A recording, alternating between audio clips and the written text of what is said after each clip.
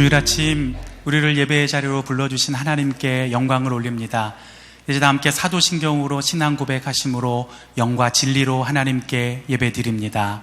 나는 전능하신 아버지 하나님 천지의 창조주를 믿습니다.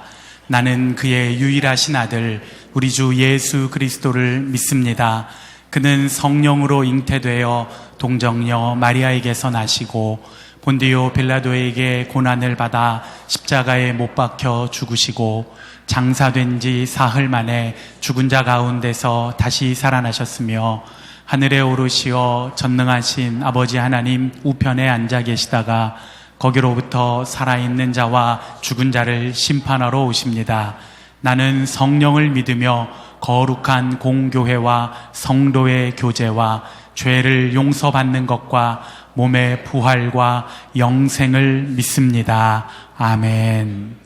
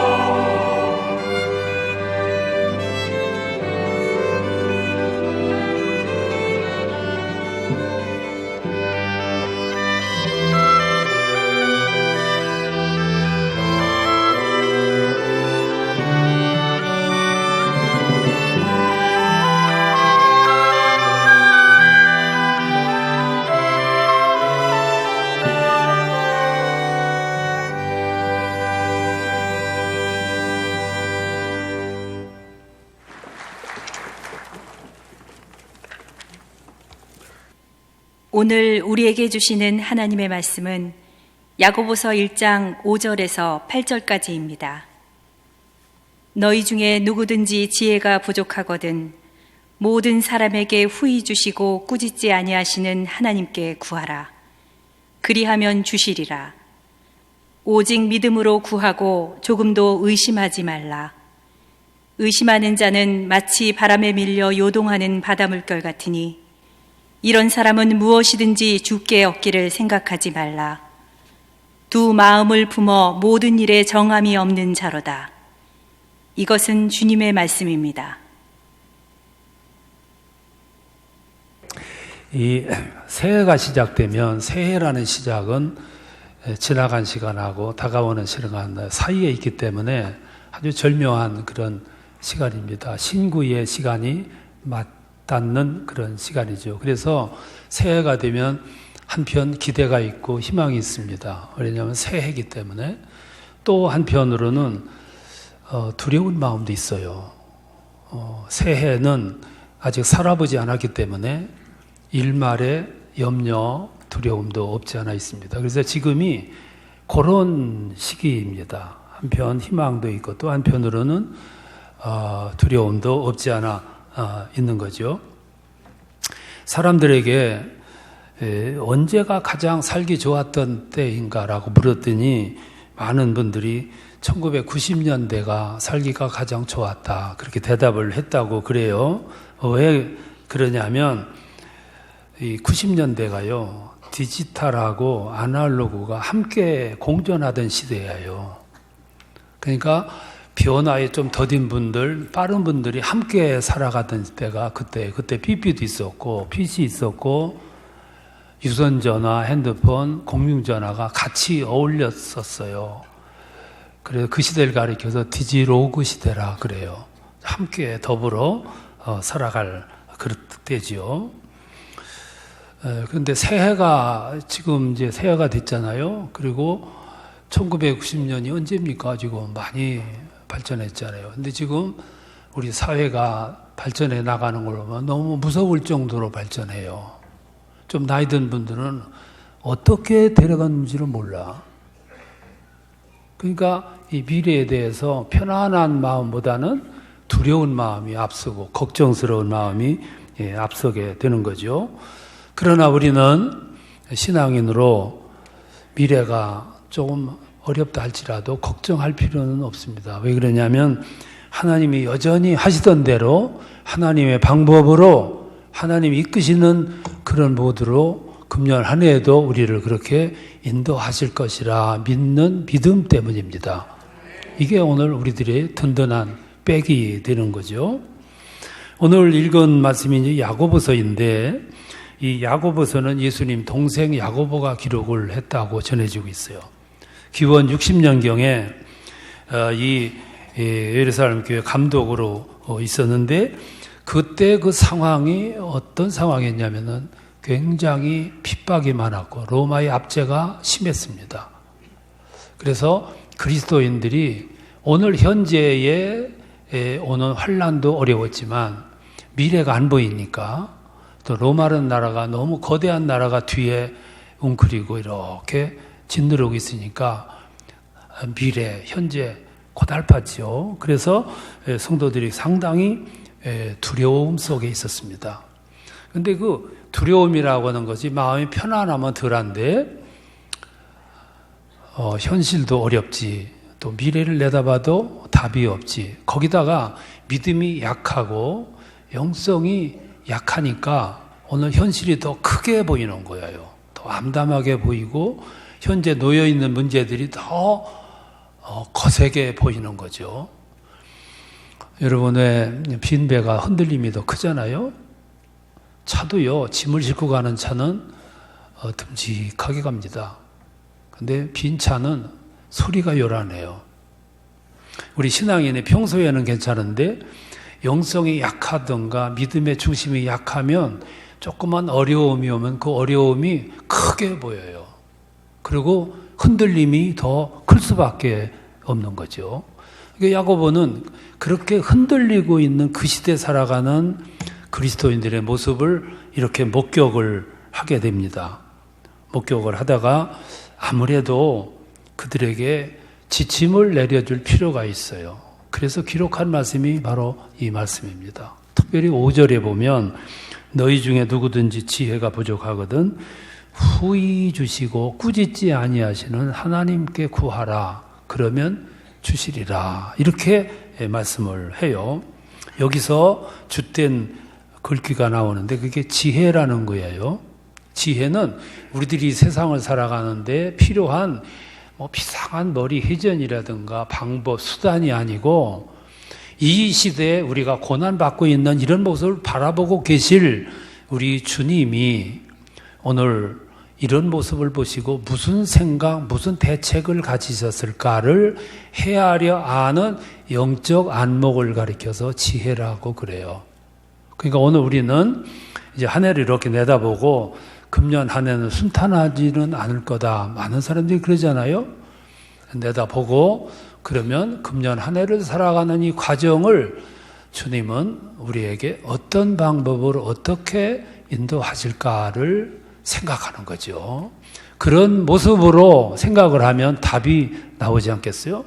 그러니까 야고보는 그 시대 어려움을 겪고 있는 성도들에게 이 시대에 임하실 하나님의 섭리, 하나님의 역사, 하나님의 경륜, 우리를 인도하시는 모습이 어떨 것인가를 생각하라 그 말이에요.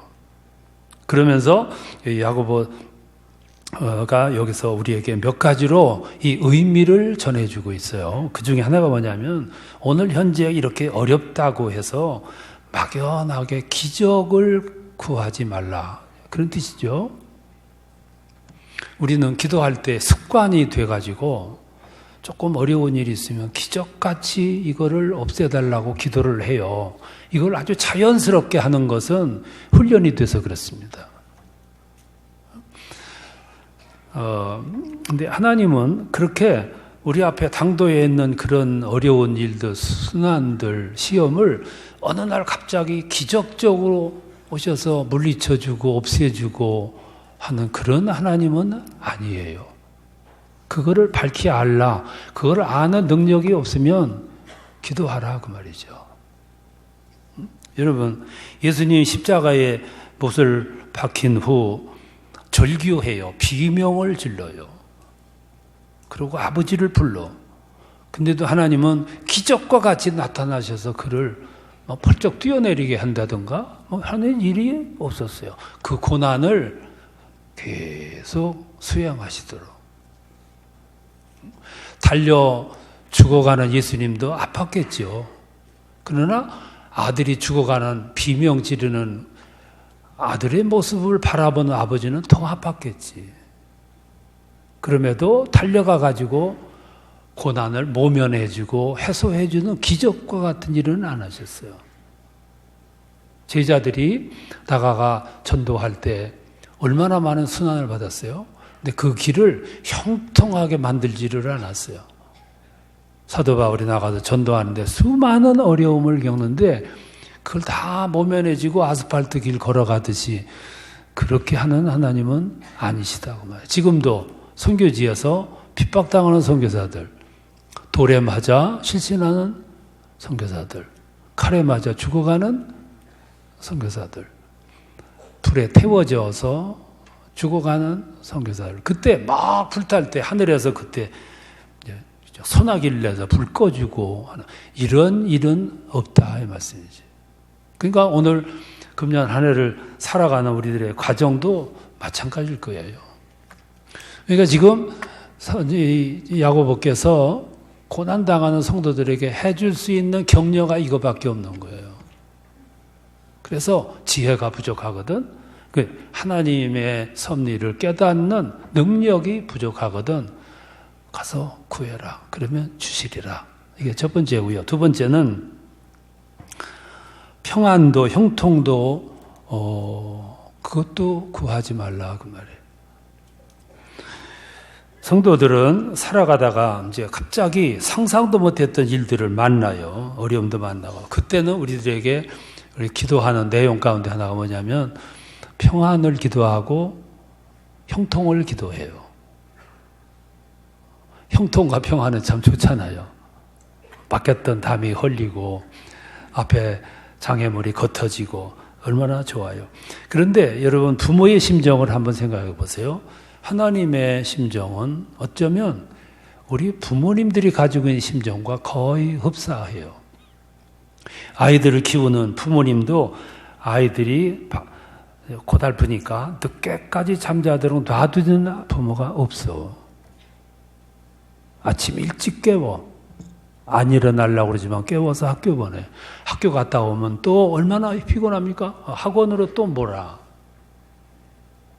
아이들이 편안하도록 형통하도록 놀게 하고 잠자게 하고 그것만은 능사가 아니라는 거죠. 우리는 항상 그런 생각을 해요. 기온도 1년 내내 봄처럼 그죠? 덥지도 않고 춥지도 않고 그냥 언제나 꽃이 피는 그런 세상에 있으면 얼마나 좋겠니? 이게 우리의 희망이죠. 근데 희망으로 끝나야지. 정작 그렇게 된다면 좋냐? 그거는 아니죠. 우리의 일생 가는 길에는 실패도 없고 도적도 없고 그냥 편안한 그런 삶을 살면 얼마나 좋을까. 근데 그것조차도 어떤 분이 사슴을 키웠는데 이 사슴들이 저녁이 되면 늑대들이 올까봐 그렇게 겁선하고 늑대들이 올까봐 항상 긴장하고 풀을 뜯어도 항상 그저 겁에 질려 있는 모습이 너무 안타까워가지고 이 아이들을 어떻게 하면 편안히 기를 수 있을까? 그래서 울타리를 만들어줬대. 얼마나 좋겠어요? 이제는 도망 다닐 필요도 없고 긴장할 필요도 없고 그저 먹고 양지 바른 곳에서 비스듬히 누워가지고 묵상을 하면 얼마나 좋겠어? 좋아야 되는데 근데 얼마 있다 보니까 병든 사슴들이 발생하더라는 거예요. 왜 그렇게 좋은데 병들을까? 하나님은 왜 이 세상을 평안하게 봄 날씨와 같은 날씨로 계속해서 운영하시고 왜 춥게 만드시고 왜 태풍을 보내시고 왜 홍수를 보내시는가? 우리들이 살아가는데 좀 편안하게 형통한 삶을 살면 얼마나 좋을 텐데 왜 우리 앞에 긴장하게 만들고 왜 우리 앞에 실패가 오고 아픔이 오는가 그 말이죠. 우리 희망은 희망으로 끝나야지 그것이 현실화됐다고 다 좋은 거는 아니에요. 오늘 우리들은 돈이 많았으면 얼마나 좋을까? 여러분 돈이 많으면 정말 좋은 겁니까? 왜 대답을 못 하시죠? 돈이 내가 많으면 정말 좋을까? 그러면 우리를 사랑하신다면서 우리에게 그토록 좋은 거 왜 안 주실까? 정말로 우리가 부하면 참 좋을까? 그것도 희망으로 끝나야지. 정말로 우리에게 돈이 많다. 그러면 그것도 행복은 아닐 거예요. 왜 아니냐? 여러분들이 꼭 겪어보시고 아는 것보다 겪은 사람들의 이야기를 듣고 아는 게 더 훨씬 좋아. 백만장자들만 모여서 사는 동네가 있었대요. 거기는 아무나 못 들어가요. 백만장자들만 들어가. 근데 그 동네는 완벽했어요. 도적이 없었어요. 소음이 없었어요. 먹고 싶으면 먹을 것이 즐비하게 놓여 있어. 고급 음식이 준비가 돼 있어. 몸이 조금 아프면 그저 병원에 1급 의사가 왕진을 와. 어디 가게 되면은 그저 고급 승용차가 대기하고 있어. 거기는 공기가 너무너무 좋아. 완벽하지요. 거기가 천국이지 않습니까? 지상낙원. 좋겠죠? 좋겠다. 마음만 가지는 게 좋아. 그런데 얼마 있다가 한 사람, 두 사람 그 낙원을 떠나기 시작했어. 왜 떠났냐? 치매 환자가 늘어났어. 왜 이 낙원에서 치매 환자가 발생할까? 연구해 보니까 3가지 결론에 도달했어요. 이 3가지가 참 기가 막힌 거예요. 첫 번째, 스트레스가 없어. 어제나 오늘이나 동일해. 아이고, 사람은 적당한 스트레스가 있어야 뭘 극복하려고 애를 쓰고 노력하고 새벽에도 일어나고 밤에도 일해야 되는데 긴장이 없는 거예요. 두 번째, 할 일이 없어. 아침에 일어나도 할 일이 없는 거야. 먹고 싶으면 가서 언제나 먹을 수 있어. 어디 가려고 하면은 탁 그냥 좋은 차가 대기를 해. 거기는 도적이 없어, 소음이 없어. 할 일이 없어. 아침이 되면 일어나야 할 이유가 없어. 아침에 일찍 일어날 이유도 없고. 할 일이 없는 거예요. 세 번째, 변화가 없어. 사람은 목표가 있어야 되는데, 목표가 있어야 달려가기로 하고, 목표가 있어야 어떤 액션이 취해지는데 어제나 오늘이나 똑같아. 도전 의식이 없어. 그러니까 사슴이 병들듯이 하나 둘 치매 환자가 일어났어. 그래서 다시 옛날에 그 경쟁 세상으로 돌아가는 거예요. 하나님은 성도들에게 이 세상의 삶을 사는데 그런 온실과 같은 곳에서 살아가기를 원하시는 하나님은 아니에요. 그 온실과 같이 다 준비해주고 다 마련해주고 어려움이 있으면 다 거둬주시고 그런 하나님은 아니시라는 거. 이걸 고난받고 어려움에 처해서 힘들어하는 성도들에게 야고보가 해줄 수 있는 말씀이 바로 이 말씀이었어요. 지혜가 부족하거든. 왜 이렇게 고난받는데도 하나님이 우리를 빨리 신속하게 기적과 같이 헤어나도록 해주지 않으시는가라고 생각하거든. 그래, 하나님을 아는 지혜가 부족하거든. 하나님께 가라. 간구해라. 그러면 주시리라. 이게 이제 두 번째 메시지고요. 세 번째는 살아가다가 너무 힘들고 어렵거든. 가서 하나님께 물으라. 그 말이에요. 그 무슨 뜻이냐면 기도하고 생각하라. 그런 뜻이죠. 여러분, 오늘 현대를 살아가는 사람들에게 가장 큰 결점이 하나 있습니다. 그 결점이 뭐냐면은 묻지 않는 거예요. 묻지 않고 깊이 생각을 하지를 않아요. 여러분, 참 힘들 때 부모를 찾아가고 친구를 찾아가고 선배를 찾아가고 이야기를 하다 보면 길이 나와요. 답이 나오고. 그리고 내가 지고 있는 짐이 어쩌면 훨씬 더 가벼울 수 있어. 근데 대부분 묻지 않아요. 찾아가지도 않아. 그러니까 더 애로움이 있어요. 그 애로움이 크면 짐이 더 무겁게 느껴지는 거거든요. 여러분, 오죽짐이 무거우면 삶을 포기하겠습니까? 그래서 옛날에 그런 말 있잖아요. 가까이 가려면 혼자 가고 멀리 가려면 함께 가라고. 오늘 세상은 혼자 살아갈 수가 없는 세상. 그러니까 지금 힘드냐 어려움냐 곤비하냐 하나님께 찾아가서 물으라. 그가 가르쳐 주시리라. 깊이 생각하는 능력이 참 중요한 거죠. 하나님은 우리를 이렇게 세상에 살아가는데 승리하고 아름다운 향기를 내는 그런 인생으로 살아가기를 원하셔. 이게 부모들이 자식에게 향하는 바람과 하나님이 우리에게 바라는 말은 똑같아요. 하나님은 우리가 세상에서 승리하고 아름답고 향기 내고 그리고 중심을 가진 신앙인으로 살아가기를 원하세요. 그렇다고 그 길을 걸어가도록 하나님께서 어느 날 꿈으로 이 길로 가라 저 길로 가라 이런 하나님은 아니시라는 거지. 어린아이처럼 부모가 이거 해라 저거 하라 이렇게 하듯이 하는 일은 아니라는 거지. 그래서 물으라 그 말이죠. 그 대신 이 세상에 살아가는 성도들이 조금만 노력하고 조금만 생각하고 조금만 더 깊이 우리 기도 속에서 영감을 받으면 충분히 길을 찾고 방법을 찾고 더 나가서 가는 길에 승리할 수 있도록 그렇게 잔잔하게 조용하게 오늘 또 인도하시는 하나님. 오늘 그래서 야고보도 우리에게 직접적인 답을 가르쳐 주거나 방법을 가르쳐 주는 것이 아니라 지혜가 부족하거든 하나님을 찾아가라. 그렇게 말씀을 하시는 거예요. 여러분, 하나님이 우리를 인도하신 방법이 이래요.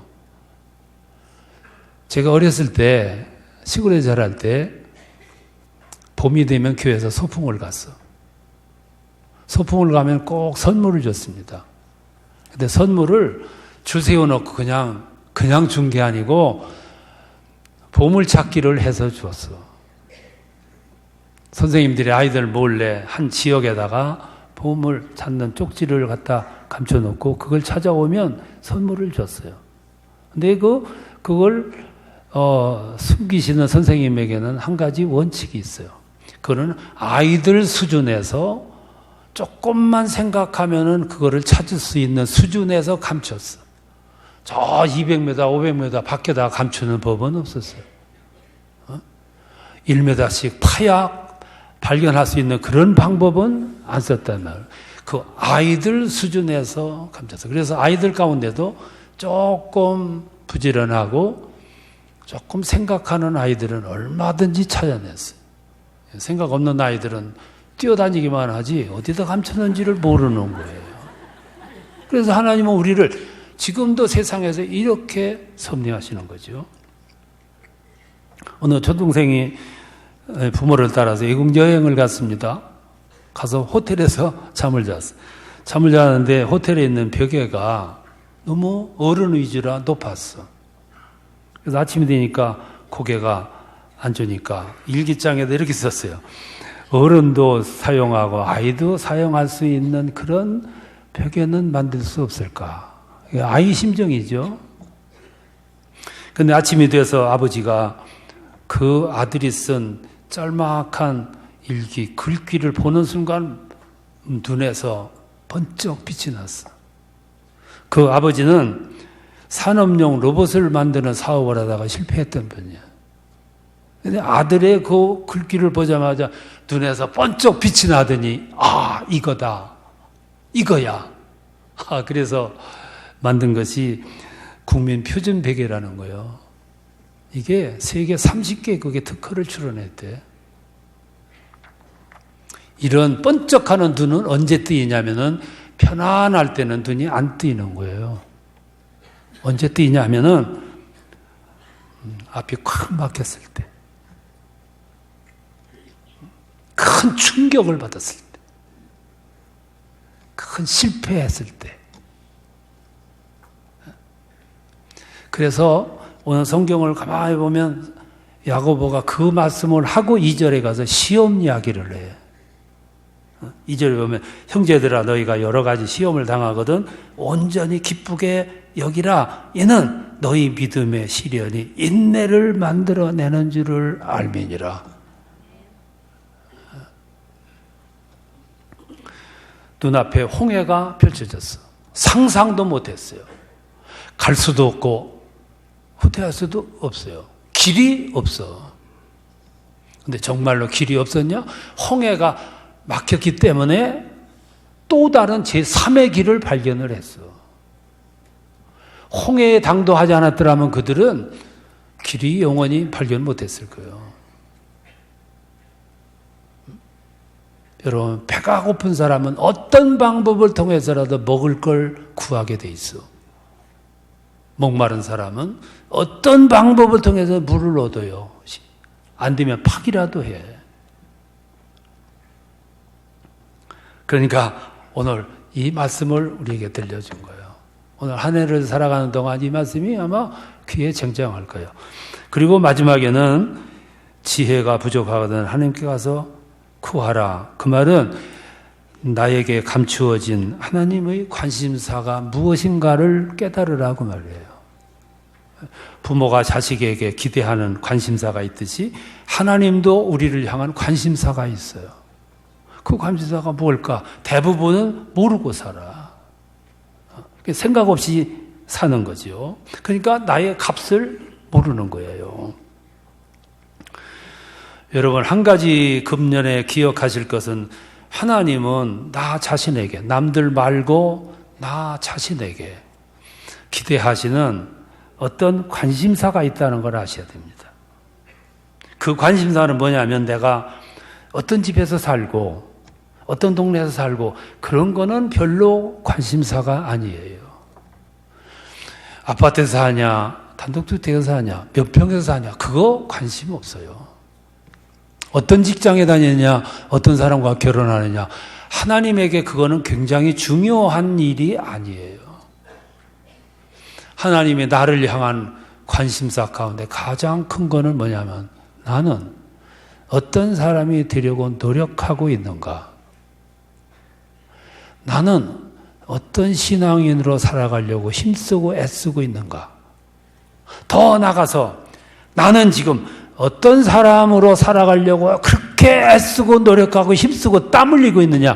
그거를 하나님이 보시는 거예요. 그게 하나님의 제일 가는 관심사야. 그것이 왜 큰 관심사냐면 그것이 하나님의 뜻을 구하는 삶이기 때문에. 그래서 바로 그 삶의 현장에 하나님 오셔서 함께 하시고 인도하시는 거죠. 그래서 때로 우리는 모험도 필요하고 때로는 창조도 필요하고 때로는 가지 못한 길도 가는 그런 삶이 필요한 거죠. 그래서 하나님은 우리들에게 모험의 시간을 주는 거예요. 조너던 하이크라는 사람이 과보호의 창살을 거두라라는 책을 썼어요. 그 책에서 이런 얘기가 나와요. 1990년도 미국에서 학교에서 아이들에게 급식을 하는데 땅콩 음식을 배부했어요. 근데 아이들이 이 땅콩 음식을 먹고 부작용이 나서 알러지 반응이 나왔어요. 그게 1000명당 4명이었어요. 그래서 아이들을 보호한다는 명목으로 학교에서 땅콩 급식을 전부 없애버렸어요. 그러면 아이들에게 땅콩 반응이 나오지 말아야 되는데 10년이 지난 후에는 그 아이들 속에 1000명 다 14명이나 되는 아이들이 반응이 나오더라는 거예요. 아이들을 보호해 주려고 안전하게 지켜주려고 했는데 결과적으로는 아이들에게 면역성을 약화시키는 결과를 가져왔다는 거지. 온실 속에 자라난 꽃은 향기가 야생꽃만 못한 거. 그런 이유죠. 그래서 우리 부모들까지도 우리를 양육을 할 때 거의 양육만 하려고 하지를 않고 때로는 내몰기도 하는데 요즘에 하나 낳아서 길리기 때문에 너무 요란스럽게 길러서 그게 문제예요. 그래서 아이들에게서 자꾸만 안전이라는 이유 때문에 모험놀이를 못하게 하는 거예요. 여러분 눈이 왔을 때 눈싸움 하는 게 얼마나 좋아요? 눈을 뭉쳐가지고 눈싸움하고 때로는 넘어지고 때로는 다치기도 그러면서 잘하는 거잖아요. 근데 영국에서는 눈이 오면 눈싸움을 못하게 했어요. 눈 뭉친 그 눈 뭉치 속에 돌을 넣어서 던져서 아이가 다칠까 봐. 이렇게 양육하니까 어린아이들이 물에 빠지면 100% 익사하는 거예요. 하나님은 우리를 그렇게 세상에서 온실 속에 있는 화초처럼 그렇게 편안하게 형통하게 아스팔트로 꽃길로만 걸어가게 하시지 않는다는 걸. 야고보는 지금 고난 속에서 아픔을 당하는 성도들에게 이 메시지를 전해주고 있는 거예요. 우리 삶 속에서 개입하지 않는 하나님에 대한 서운한 마음이 있냐? 그러면 지혜를 달라고 기도해라. 그 말은 하나님의 깊으신 뜻을 헤아릴 수 있는 능력을 키우라. 그 말이죠. 하나님은 우리 성도들이 세상에서 성공하기를 기대하세요.